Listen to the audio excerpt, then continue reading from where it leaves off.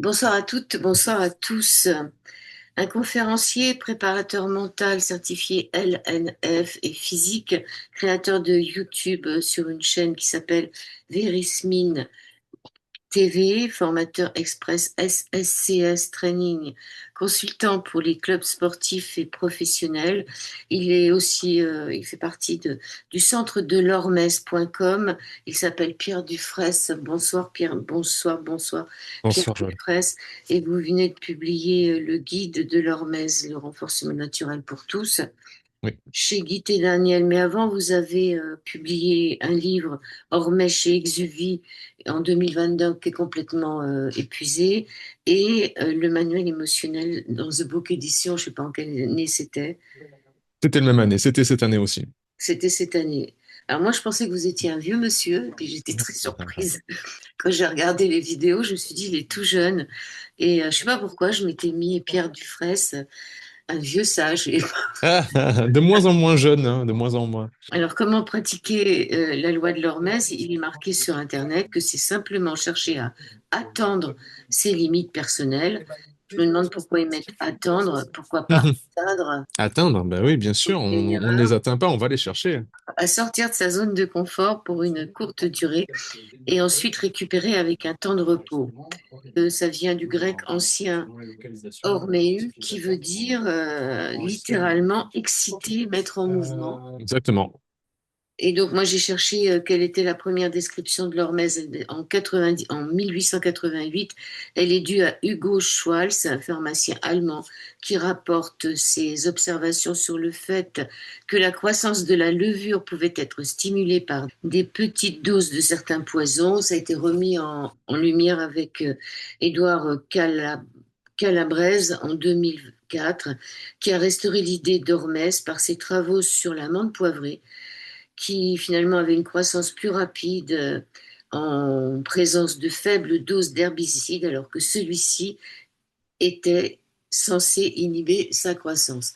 Alors, dernière information sur PubMed, ils disent que c'est un prodige, l'hormèse, sur la neurodégénérescence et dans le vieillissement. Comment vous avez rencontré l'hormèse? Metz, je l'ai rencontré évidemment du côté sportif. C'est très connu dans le milieu sportif qu'une épreuve, quand on se met à l'épreuve au niveau physique, on se renforce au niveau musculaire. On se met au challenge, on met son corps au défi et quelque chose d'inconfortable, une situation inconfortable va vous faire grandir, vous gagnerez en endurance, vous gagnerez en force physique, etc. Mais ce concept-là, que en gros les épreuves de la vie nous renforcent, c'est beaucoup plus large. L'hormèse, c'est un processus physiologique du vivant, comme vous l'avez expliqué avec les levures et Hugo Schultz, mais pas seulement. C'est vraiment à nous, à notre échelle, d'un point de vue phénoménologique, toutes les expériences que nous avons de la vie, elles répondent à ce même principe. Quelque chose d'inconfortable va procurer en nous une croissance après coup, a posteriori, alors que on fuit habituellement l'inconfort, ce qui est dérangeant. Et moi, j'ai eu cette sensation-là quand j'ai perdu mon papa à 25 ans. C'est-à-dire qu'une épreuve aussi terrible que la perte d'un proche, même si sur le moment c'était très dur, je me suis bien rendu compte de tout ce que ça ouvrait en termes de croissance personnelle, de renforcement mental, que de connaître le deuil. Donc, quelque chose que l'on prend comme terrible, une épreuve, inconfortable, recèle en fait en nous, recèle vraiment en elle-même la potentialité pour nous de croître. C'est ça l'hormèse, c'est la croissance. Oui, justement, vous évoquez la mort de votre père, Stéphane. La souffrance réelle, vous dites qu'elle ne vient pas du fait de quitter cette existence, mais bien d'en avoir peur, la peur de la mort. Et est-ce que vous pensez que la prévention peut faire en sorte que notre situation, par exemple devant l'incapacité à aider un être cher à souffrir terriblement, ne soit pas vécue par d'autres familles? Est-ce que finalement, comment, parce que là, j'ai pas compris comment c'est votre souffrance à vous ou la souffrance du malade? Bien sûr, le but, moi, de ma démarche, ça a été de parler de prévention plutôt que d'intervention. C'est-à-dire, dans le ressentiment de cette épreuve dure qui est d'accompagner quelqu'un vers la mort parce qu'un un problème de santé, une maladie, un cancer, c'était une leucémie dans le cas de mon père, j'ai bien vu comment je souffrais et notre entourage, la famille, souffrait de ne pas pouvoir aider une personne que l'on aime et qui souffre. Et je me suis dit, ma réaction première, ça a été, je vais faire en sorte de donner un maximum d'informations à tout le monde pour que les familles ne connaissent pas cette situation. C'est-à-dire que faire de la prévention autour de l'hygiène de la santé, la nutrition, le renforcement physique, le mouvement, la respiration, tout ce que l'on peut faire en amont pour ne pas tomber malade, pour ne pas connaître ce genre de situation-là. Ça a été ma démarche donc vers la prévention et qui m'a fait connaître l'hormèse au bout d'un certain temps. Mais la démarche première, c'est faisons de la prévention pour ne pas tomber dans des situations comme ça. Oui, puis votre premier souvenir de souffrance, mais plutôt morale que physique, c'est lorsque vous avez essayé de grimper à la corde, vous n'avez pas réussi. Moi, ça m'a rappelé des choses. Et oui, on est tous été traumatisés, je pense, dans le gymnase de notre collège ou de notre école primaire. Mais il y a de ça, c'est-à-dire, bon, il y a quelque chose dans ma vie qui me gêne. Qu'est-ce que je fais? Est-ce que je fuis l'agent stressant toute ma vie et je le mets sous le tapis, je veux pas le voir, etc. Ou est-ce que je le prends à bras le corps? J'en fais même un allié. Je m'y expose graduellement jusqu'à vraiment le maîtriser. Voilà, il y a toute cette démarche-là. Et malheureusement, il me semble que notre société pousse à rechercher le confort par l'accumulation des biens matériels et donc à éviter l'inconfort, au lieu de se dire, mais la vie, ce n'est une succession d'épreuves. On connaît des bons moments, on connaît des moments un peu plus difficiles, mais on est mis à l'épreuve. Comme le dit un penseur que j'aime beaucoup, tout cela n'est qu'un test. Nous sommes testés dans la vie continuellement. Donc, il faut faire en sorte d'embrasser les montagnes russes, cette aventure qu'est la vie. Oui, il y a aussi Tim Ferriss qui dit que l'homme préfère toujours le malheur à l'incertitude. Hmm. L'inconnu fait peur. C'est ça aussi qui fait qu'on préfère rester dans le malheur plutôt que de se dire si je change quelque chose, je ne sais pas ce que ça va m'apporter. Exactement. L'inconnu fait peur. L'inconnu, la zone d'ombre, tout ce qui est en dehors de notre vision des choses, c'est ça en fait qui nous effraie. Dans une pièce noire, c'est ce qui se cache derrière le rideau. Peut-être il y a un voleur ou sous le lit qui nous fait peur. Une fois que la lumière est éclairée, une fois que le danger est mis en lumière, tout de suite on a l'appréhension qui retombe. Donc il y a quelque chose vraiment à prendre en compte par rapport à une situation qui est malheureuse pour nous et ne pas se bloquer le champ des possibles. C'est-à-dire, je suis dans le malheur là, et pourquoi je ne considère pas le fait de faire le grand saut? Ok, l'inconnu fait peur, mais est-ce que je peux vraiment rester dans quelque chose qui ne me plaît pas? Voilà, c'est cette réflexion-là aussi qui m'a poussé aussi à me changer physiquement, moi qui étais en surpoids toute mon adolescence et qui ai vraiment souffert de ça parce que les ados sont pas gentils entre eux, donc c'est vrai qu'on discrimine très facilement quand on est jeune. Et au bout d'un moment, je me suis dit, bon, est-ce que je veux vivre toute ma vie comme ça? C'était clair pour moi à 15-16 ans. Non, non, j'ai pas envie. Et donc, oui, il y a ce genre de révélation-là mais ça fait peur, bien sûr, bien entendu. Alors, est-ce que comment est arrivé chez vous le mot hormèse? Parce que voilà, comment vous avez connu l'hormèse Ah par... là là. Mais je crois que je ne sais même plus. Je crois que je l'ai entendu dans des émissions américaines. Hormesis, le terme américain est très connu. Il emploie régulièrement. Nous, c'est un peu plus obscur. Et c'est venu de cette mode de faire des bains de glace, Oui, c'est ça. faire du sauna, Ouais. et étudier ce qui se passe dans le corps à ce moment-là. Et ils se sont rendus compte que, ah, ok, une petite dose enfin, une dose de stress ponctuelle, très courte, comme faire un sauna de 20 minutes, provoque des effets très bénéfiques. Mais d'où ça vient que le corps réagit comme ça? Et moi, ça m'a passionné parce que je me suis orienté vers le milieu Mm. sportif. Mais j'ai trouvé ce terme technique, mais je ne saurais plus vous dire quand, comment. Alors, comment savoir si un événement de la vie sera hormétique, j'allais dire hermétique, non, hormétique ou non? Par Ouais, j'aime exemple, beaucoup j'ai envie de ouais. déménager, comment je peux savoir si ça va être hormétique ou non pour moi? C'est de toute manière dépendant de votre point de vue. C'est là où l'interprétation subjective joue un grand rôle. Derrière chaque situation, on peut y voir le verre à moitié plein comme le verre à moitié vide. Par exemple, je reprends l'exemple de la perte de mon père. On a tous connu des blessures et des deuils dans notre vie, et on peut tous rester figés sur une opinion. C'était terrible et ça a causé un traumatisme en moi. Ou bien de se dire, attends, si je regarde tout ce que ça a développé en termes de résilience mentale chez moi, je peux quand même mettre de l'eau dans mon vin ou du vin dans mon eau en me disant, ben, en fait, finalement, ça m'a donné aussi des aptitudes, le fait de me débrouiller tout seul. par exemple. Ça m'a donné voilà, ça m'a fait grandir, ça m'a fait prendre une sorte de sagesse, etc. Donc, déménager, vous pouvez très bien vous dire, c'est terrible, je vais quitter mes racines et puis cet appartement que j'aimais tant, etc. Ou bien vous dire, c'est un nouveau départ. Euh, c'est, il y a d'abord la posture, il y a d'abord le point de vue que l'on adopte, qu'on choisit d'adopter, et ensuite des constatations réelles. C'est-à-dire, prenez, ce qu'on a évoqué juste avant, mais des choses qui sont très tendances actuellement, c'est faire des bains de glace pour la santé. C'est-à-dire pour la vascularisation, pour le système hormonal, c'est très bon, etc. Ok. Mais comment juger que si c'est bon pour moi ou pas? Comment juger si je me renforce, s'il y a bien des processus hormétiques qui se passent en moi? Eh bien, c'est d'être régulier et d'être discipliné.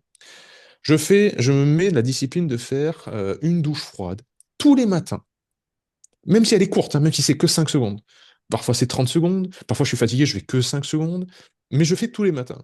Et bien, si j'observe sur le long terme une amélioration, c'est-à-dire c'est de plus en plus facile, et puis je reste 1 minute, et puis 1 minute 30, et puis 2 minutes, ben, c'est que ça prouve bien que ma thermophysiorégulation, c'est-à-dire ma capacité à faire de la chaleur à l'intérieur, s'est améliorée, et je résiste mieux au froid. Donc il y a une histoire de posture, une histoire d'analyse objective, d'essayer de se détacher, de dire comment j'observe ma pratique dans le temps. Est-ce que ça marche pas? Et là, il faut faire preuve d'humilité.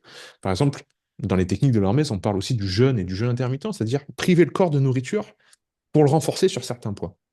Mais des gens en abusent de ça. Des gens en abusent alors qu'il faudrait arrêter. Ils commencent à vraiment perdre trop de poids, ils commencent à être fatigués, et en se disant non, non, je vais m'accrocher mordicus à ma pratique, au lieu de se dire non, non, maintenant là, mon corps est en train de me dire que ça suffit le jeûne intermittent, il faut que je remange le matin ou que je remette de la densité nutritionnelle.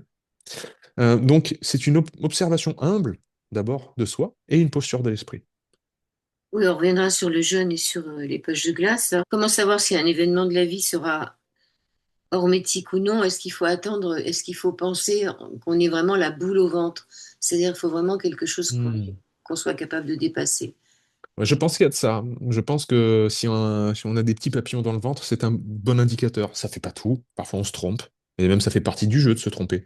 Mais c'est un bon indicateur parce que, comme le disent les bouddhistes, sinon, on a toujours un petit peu tendance à aller vers le confortable et fuir l'inconfortable, automatiquement, sans le penser. Donc, si on a quelque chose en nous qui nous titille, ça nous fait à la fois peur, mais ça nous pousse à l'action, eh ben, autant essayer, oui. Alors, ce que nous recherchons, c'est le renforcement, les catéchomalines, l'histoire de l'enfant qui traverse la route. Les catécholamines, Ouais, c'est ça. Ce ouais. sont une classe de neurohormones, donc dopamine, noradrénaline, adrénaline, qu'on connaît.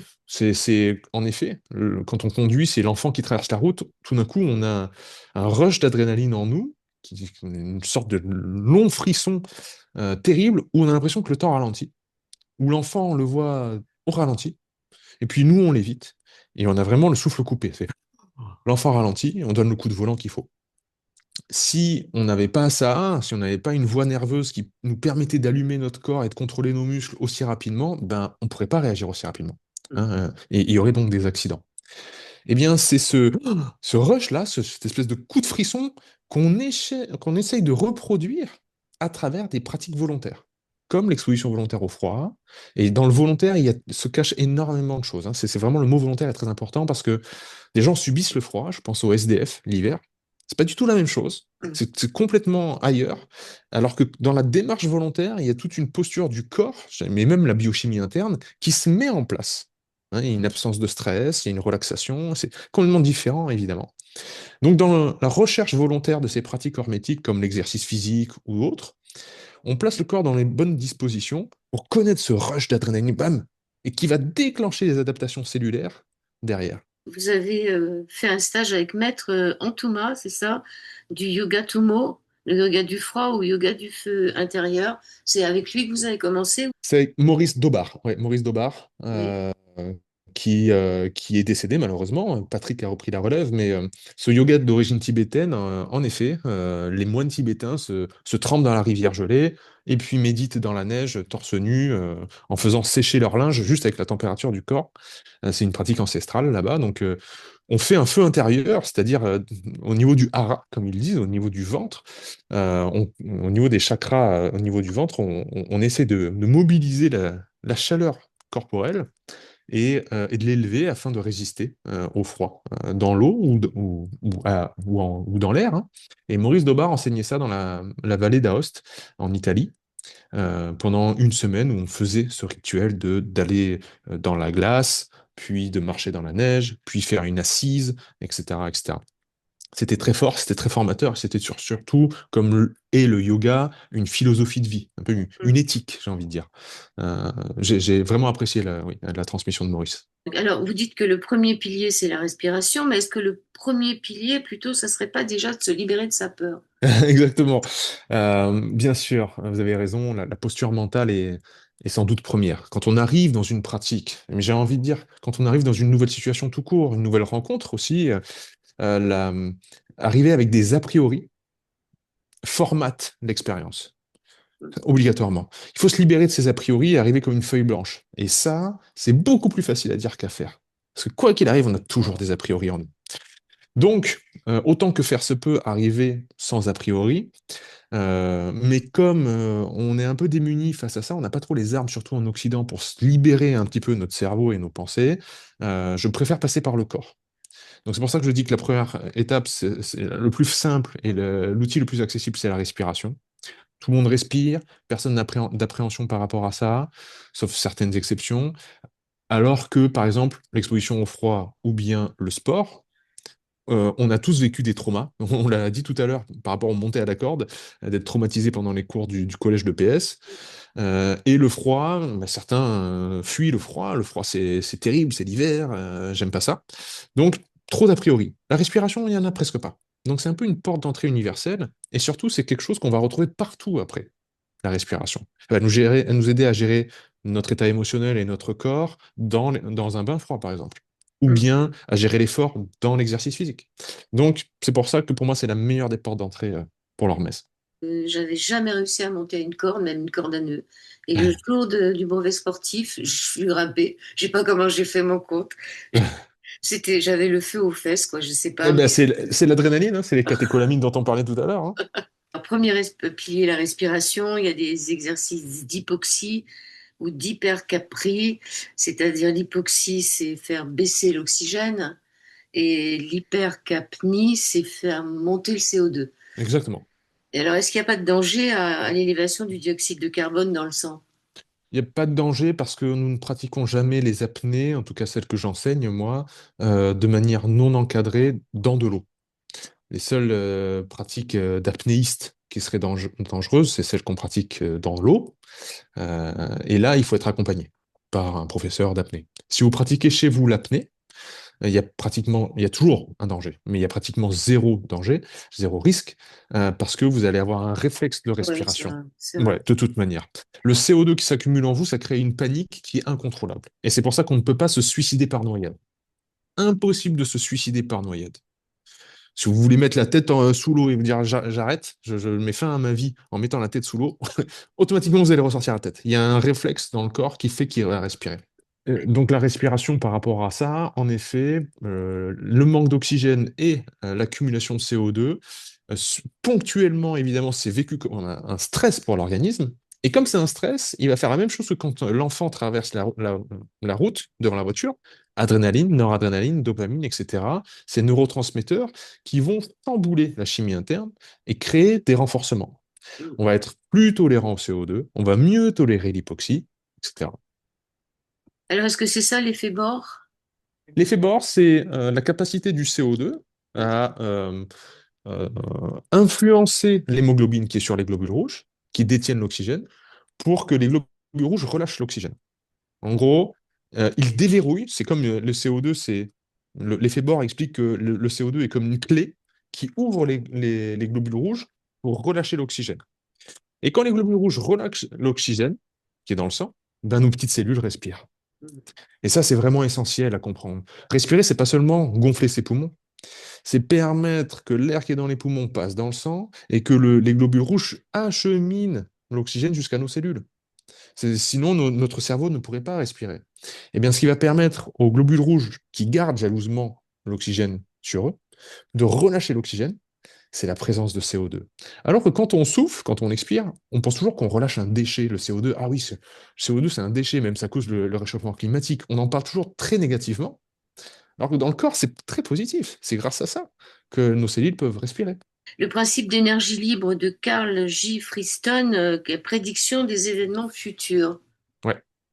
Le principe d'énergie libre, c'est un principe en neurosciences qui est, pour moi, fabuleux, qui explique parfaitement comment notre esprit, je vais prendre un raccourci, je vais dire notre cerveau, fonctionne.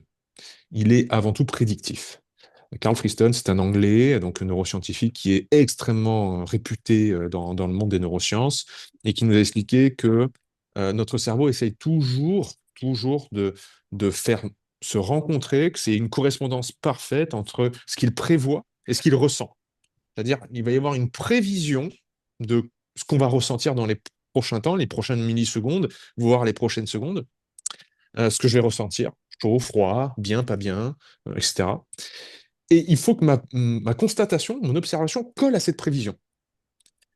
Et s'il y a une grande différence, ça va créer un relâchement d'énergie.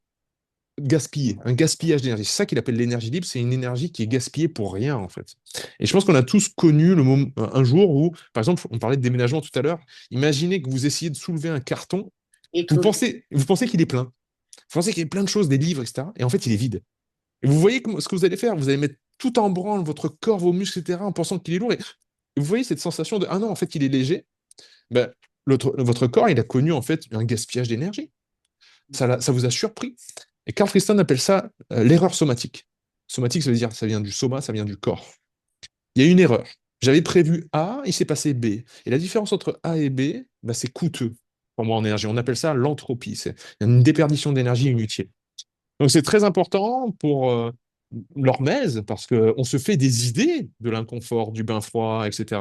Et plus on dit que ça va être terrible ce qu'on va vivre, plus on va tendre à constater, à observer ça, parce que notre corps, il veut que notre prévision corresponde à notre constatation. Donc il y a un petit jeu à faire par rapport à l'idée qu'on se fait des choses, la prévision que l'on se fait des choses. il y a peut-être une solution tout à l'heure à se libérer de la peur. Un peu plus loin dans votre livre, vous parlez de la gestion des émotions. D'abord, ne pas bloquer ce processus, les accueillir, les observer.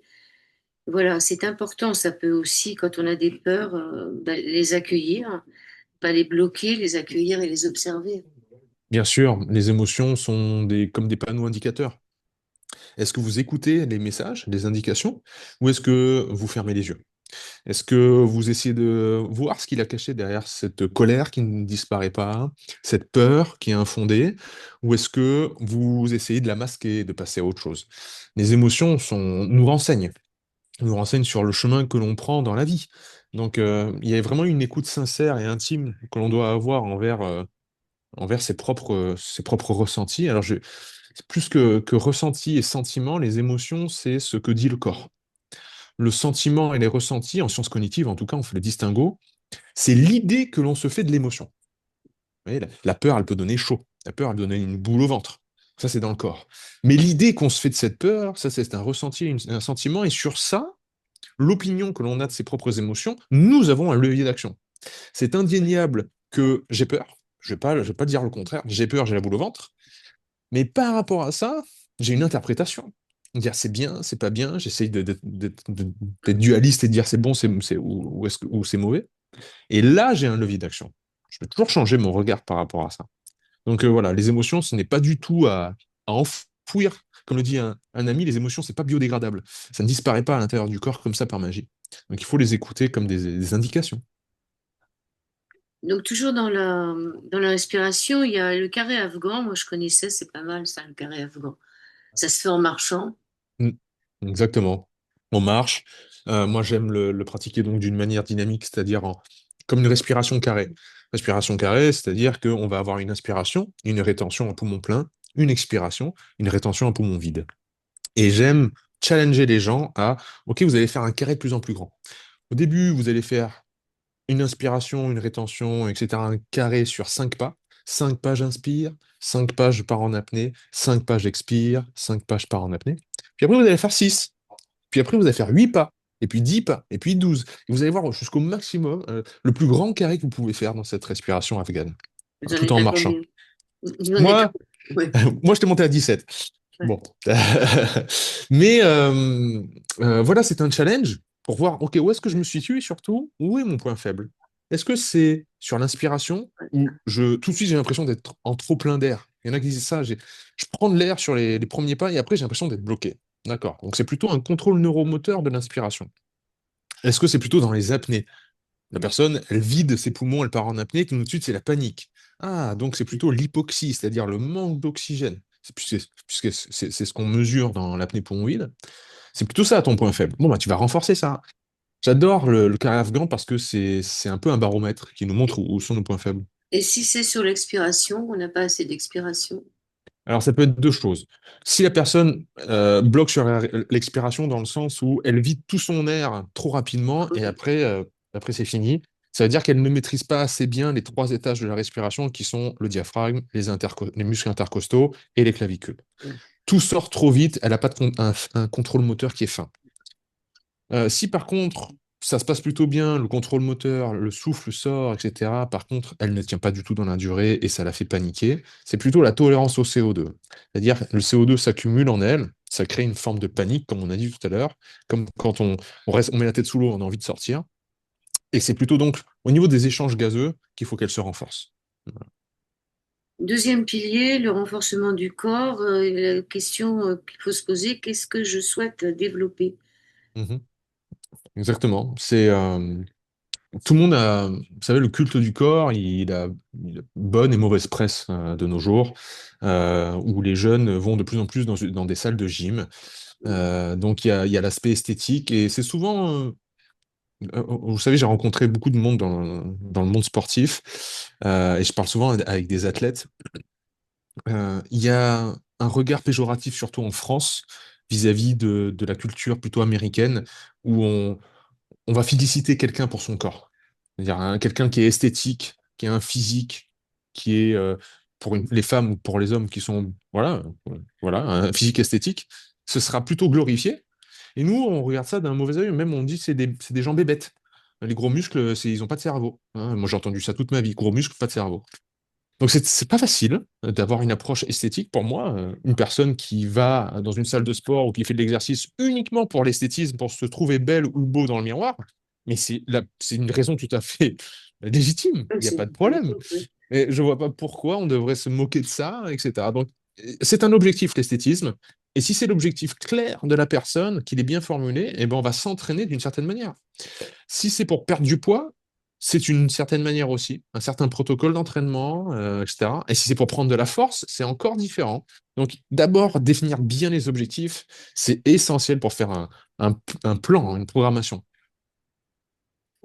Cycle, alors, il y a plusieurs cycles, hein. Le cycle 1, construction en 6 semaines, mais bon, on va pas trop. Il y a des histoires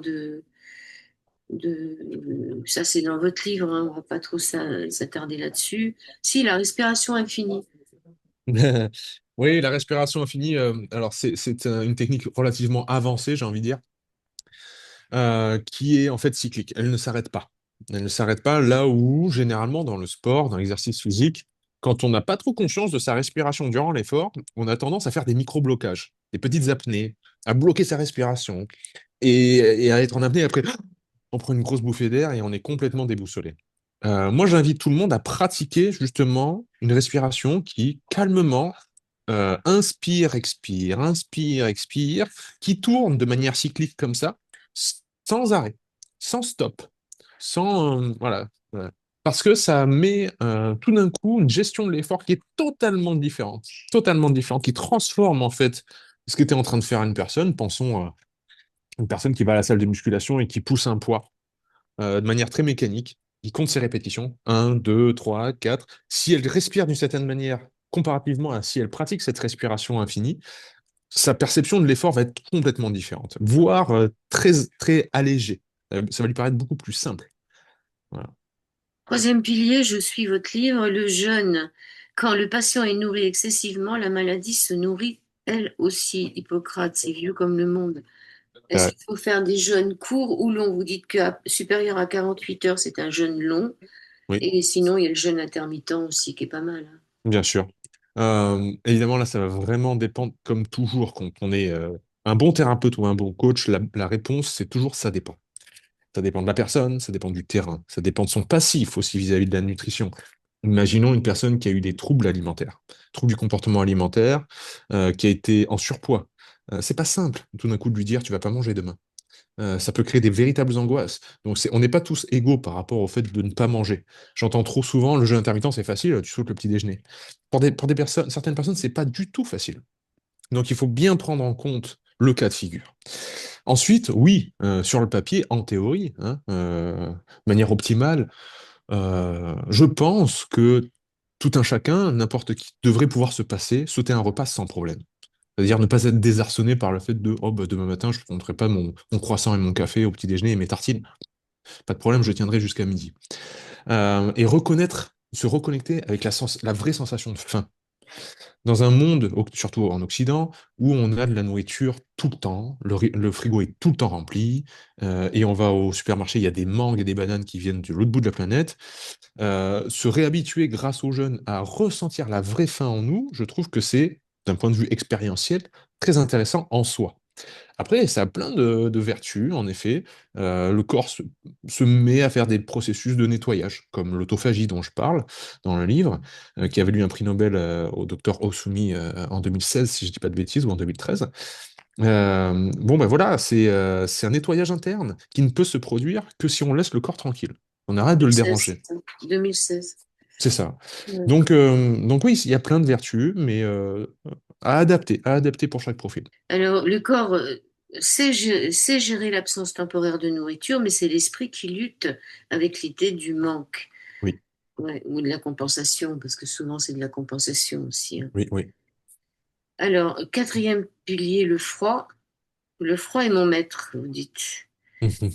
Alors, ça part ça agit, ça commence de l'hypothalamus et ça, et puis ça agit sur toutes les glandes endocrines. C'est vrai que Oui. quand on a des problèmes de thyroïde, on a tendance à avoir froid. Exactement, la thyroïde, c'est l'un des moteurs du métabolisme qui permettent que la chaleur interne se produise. Donc, la stimuler régulièrement par l'exposition volontaire au froid, ça peut être très vertueux. Et ça ne demande pas d'investir dans un bain de glace. Ça ne demande pas d'aller dans un lac gelé de montagne. Ça peut être tout simplement sortir dehors en hiver, par température froide, sans t-shirt. Voilà, en petite tenue, si vous êtes dans votre jardin et qu'il n'y a pas de voisins. Tout simplement. Une petite douche froide le matin. On va dans sa salle de bain, on touche pas au robinet d'eau chaude. Si la douche froide le matin, c'est vraiment trop compliqué, on peut faire une alternance, ce qu'on appelle une douche écossaise. Faire chaud, froid, 30 secondes par 30 secondes. Voilà, il y a toujours de la progressivité dans ce que vous pouvez faire par rapport au froid. Vous parlez de l'abbé Kneipp. Moi, je connais ces bains, les bains Kneipp, qui sont encore, et les savons qui sont vendus partout. Mais donc, c'était un abbé qui se baignait dans les eaux glacées du Danube. Ça, Oui, oui. Un des pères du froid en Occident, hein, parce que en Orient, comme on l'a dit, les Tibétains le font depuis toujours, et même dans les pays scandinaves, se faire le sauna et le froid, c'est très traditionnel, c'est très culturel. Donc on réinvente rien du tout, mais l'abbé Kneipp était très sympa parce que c'était un abbé, il était médecin, il s'est reconverti, et donc, plus personne ne pouvait l'emmerder. C'est-à-dire, les autres médecins le critiquaient, mais après tout, il était plus médecin, il était abbé, donc il faisait pas payer ses patients, entre guillemets, qui venaient guérir de maladies grâce au froid. Donc, il est trempé dans le Danube, il leur donnait des protocoles d'utilisation de l'eau pour décongestionner la zone du petit bassin, pour faire voilà, plein de protocoles à l'époque qui aidaient les problèmes de santé uniquement par le froid. Alors, on peut aussi marcher les pieds nus dans l'herbe le matin. Après la douche froide, il ne faut pas se sécher. Il faut laisser notre corps se sécher tout seul de manière à sentir le chaud. En tout cas, dans les premières secondes, sentir une vague de chaleur interne. Et puis, une fois qu'elle est passée, ça dure 30 secondes, hein, on se sèche, on se couvre. Mais laissez le moment quand on quitte la douche où on va ressentir une vague de chaleur. C'est ça qui est important parce que c'est justement la thyroïde, c'est justement les surrénales, c'est justement le micro-frictionnement du corps qui apporte cette vague de chaleur. Alors, vous parlez aussi du rôle des succinates, le principe de Susanna Soberg, Oui. spécialiste de l'exposition volontaire au froid. Qu'est-ce qu'elle a apporté de plus, elle? Elle a porté en fait l'explication scientifique de ce que je viens de vous dire, D'accord. on attend, quand on sort du froid, on attend que ça se réchauffe. Les succinates, c'est l'acide succinique. C'est ce qui est libéré par les muscles par micro-frictionnement. Vous savez, quand on dit j'ai la chair de poule, la piloérection, c'est justement signe qu'il y a des micro-frissonnements dans le corps par les muscles et ils relâchent ces succinates dans la circulation. Et ces molécules-là vont permettre des adaptations positives, quoi, des adaptations hormétiques, du renforcement dans le corps. Donc, cette histoire de testostérone aussi. La testostérone, alors on la retrouve un petit peu partout dans les pratiques de l'hormèse. L'exercice physique, la respiration, le froid, le chaud. Il y a toujours, si c'est bien fait, un boost de testostérone chez la femme comme chez l'homme, parce que c'est une hormone de croissance. Et que vis-à-vis d'un stress et d'une épreuve, on cherche à croître, on cherche à se rendre plus fort. Donc c'est normal que le corps réagisse de cette manière-là. Donc c'est une méthode naturelle pour renforcer sa testostérone, là où on a des gros problèmes de fertilité dans le monde occidental actuellement, aussi bien chez les hommes que chez les femmes. Donc voilà, il y a des outils naturels qui existent.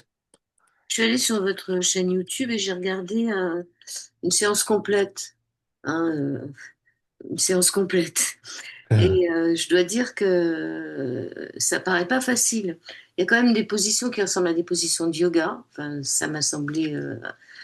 Mais est-ce que ça s'adresse alors à tout le monde? Est-ce que on peut faire ça à tout âge? Parce que ça me semble quand même un peu dur, hein.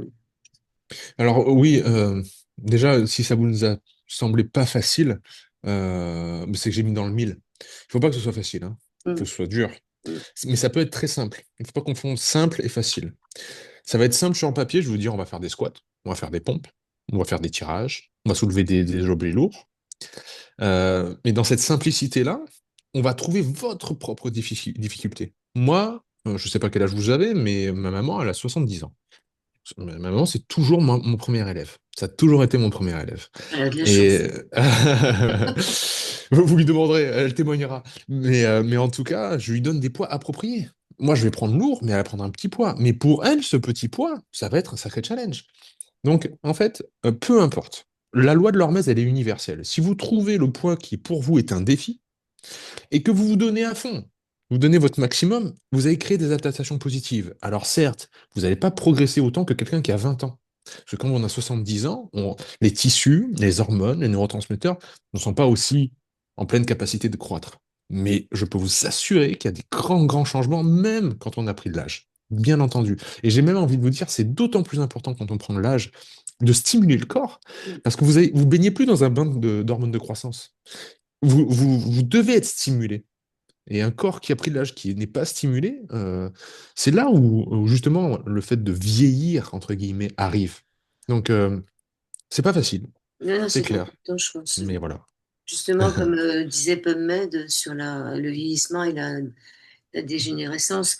Ce que j'ai trouvé, c'est que, bon, quand vous commencez la séance, l'échauffement, je pense que l'échauffement, on peut le faire. Peut-être pas autant de fois que vous le faites vous. Oui. C'est quand Mhm. même amusant. On voit qu'ils s'amusent, ils sont tous joyeux. Je pense que l'échauffement, on peut le faire sans forcément, quand on fait une fente, avoir le genou qui touche par terre. Ça, Bien c'est. sûr. L'amplitude de mouvement, c'est chacun se Ouais. gère. Mais je pense que oui, c'est très intéressant de regarder cette. Parce que sur le livre, ce que je peux reprocher, c'est que finalement, il faut regarder une séance pour voir un peu. Ah Enfin, je oui. pense que les exercices qui sont dessus s'adressent plus à des gens qui ont déjà pratiqué. Difficile de transmettre une Ouais, séance par un livre, ouais, évidemment. C'est là où les nouvelles technologies comme les chaînes Internet et les vidéos sur Internet peuvent nous venir bien compléter. Et comme vous l'avez très bien fait, voir une séance en vidéo, ça, ah oui, d'accord, je comprends mieux, maintenant que je vois la dynamique, je comprends mieux ce qu'il voulait dire dans le livre. Et peut-être que je vais adapter ça. Donc ouais, bien sûr, les vidéos, c'est plus intéressant. Donc l'importance d'avoir des poids quand même, d'acheter des poids. Alors, on peut tout faire au poids du corps, bien entendu. Une fois qu'on se met au sol, c'est génial, hein. On peut faire beaucoup, beaucoup de choses. Il va y avoir quand même des limitations au bout d'un moment. Et à manipuler un objet, nous, l'être humain, on a vraiment une forte capacité, c'est l'appréhension. C'est-à-dire vis-à-vis de nos cousins les singes, on a quand même un pouce qui est contraire là, il nous permet d'attraper les choses et c'est pas pour rien. C'est pas pour rien. Donc, attraper des choses lourdes, déplacer des choses lourdes, ça fait partie de nos capacités et qu'au bout d'un moment, il faut le stimuler.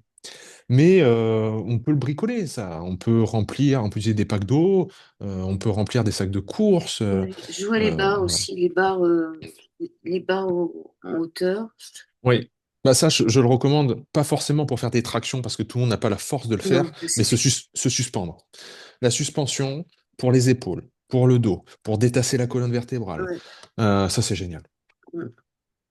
Je voulais reposer une question sur le jeûne intermittent. Est-ce qu'on peut le Oui, faire bien tout le sûr. temps ou est-ce qu'il faut le faire tout le temps Non, il n'y a pas, y a pas d'obligation. C'est bon de le faire de temps en temps.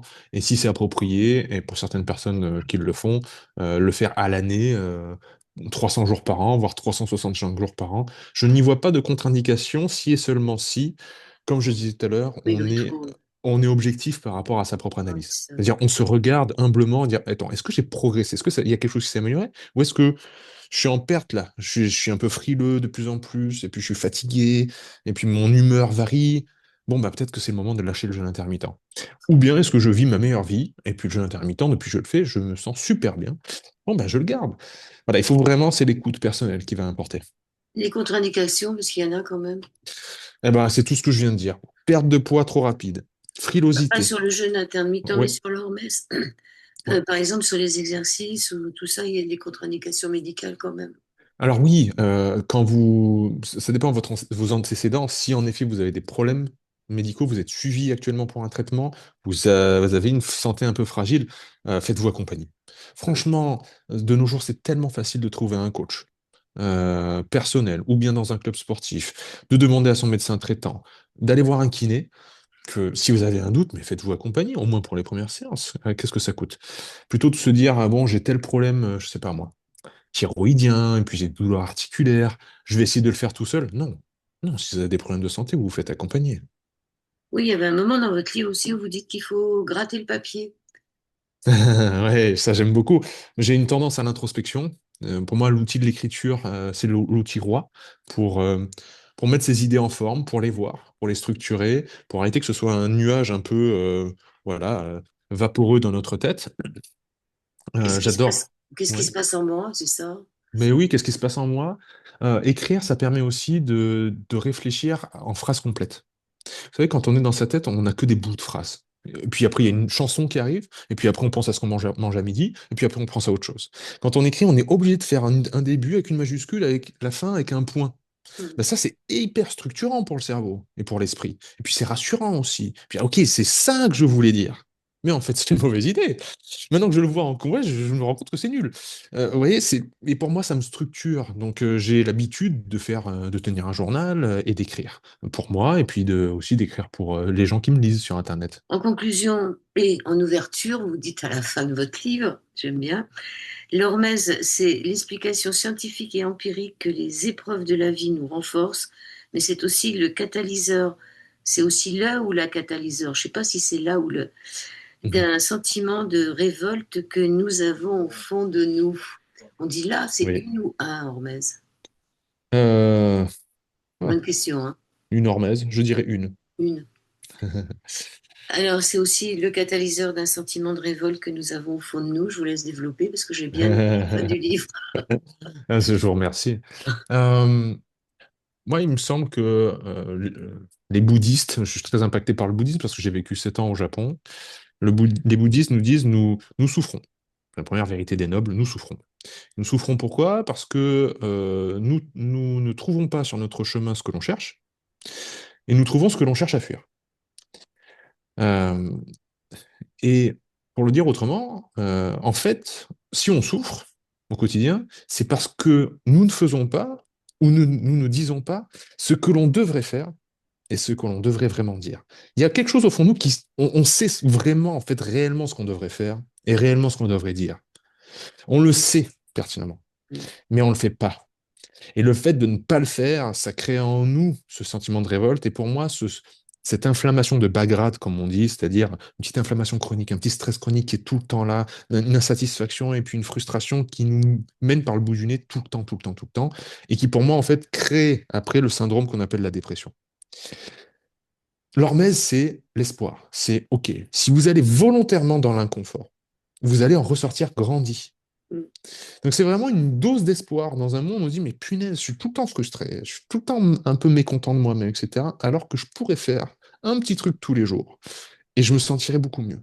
Voilà, c'est en contrebalancement de ça. Alors, mais c'est rien n'est jamais figé, rien n'est jamais figé. Ne tombez pas dans la résignation. Voilà. Oui, vous dites pas que ça aussi, vous dites aussi que c'est le monde dans lequel on vit qui fait qu'on n'est pas content, quoi. Il y a quelque Oui, chose. oui.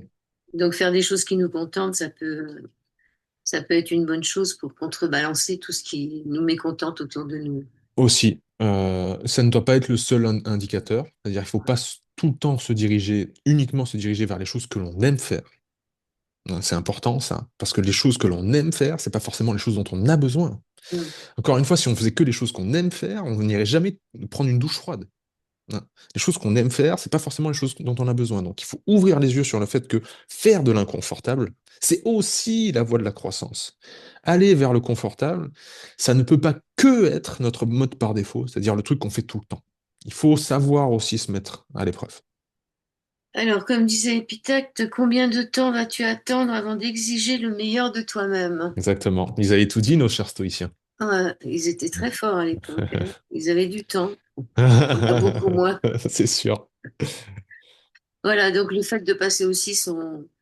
Ah oui, ce que j'ai aimé aussi, c'est le fait que il y a des exercices physiques qu'on peut faire à deux et vous avez remis au goût du jour la compétition et l'amitié. Ça, c'est une belle Hmm. chose. Ouais. Oui, ben oui, c'est un peu dommage de.